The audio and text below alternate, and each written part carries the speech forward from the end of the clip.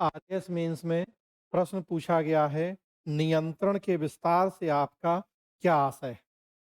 ये टॉपिक बड़ा favourite topic है आरपीएससी का, कई बार प्रश्न पूछा गया है नियंत्रण के क्षेत्र या नियंत्रण के विस्तार से। Span of control, what do you mean by span of control? तो नियंत्रण के क्षेत्र या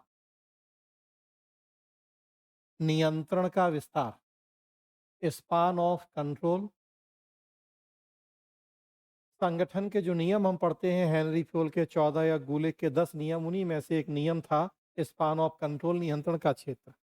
15 शब्द में पूछा गया था प्रश्न, लेकिन 50 शब्द में भी इससे जुड़े हुए प्रश्न पूछे गए हैं आरएएस में कि नियंत्रण के क्षेत्र के निर्धारक तत्व और ग्रेकुनास का योगदान, ये भी 50 शब्द में आ सकता है। तो नियंत्रण का क्षेत्र, सिंपल डेफिनेशन, तो किसी अधिकारी के अधीन कार्य करने वाले अधीनस्थों की संख्या, किसी अधिकारी के अधीन कार्य करने वाले अधीनस्थों की संख्या को नियंत्रण का क्षेत्र कहते हैं। दूसरे शब्दों में हम कहते हैं कि एक समय में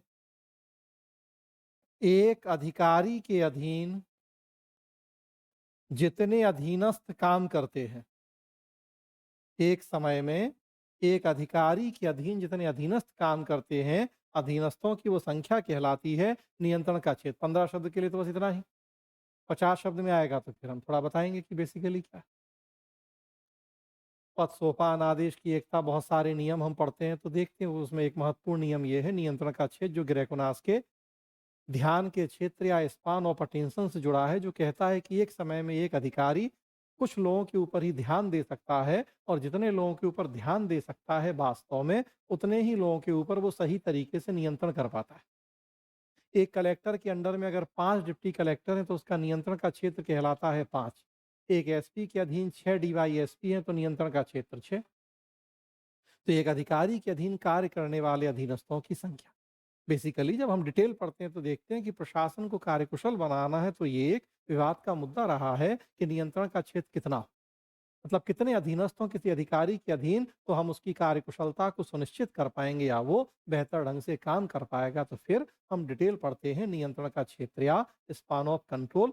आपको यहाँ बस 15 शब्द हैं तो इतना ही, 50 शब्द होंगे तो फिर कुछ और उसमें हम जोड़ देंगे।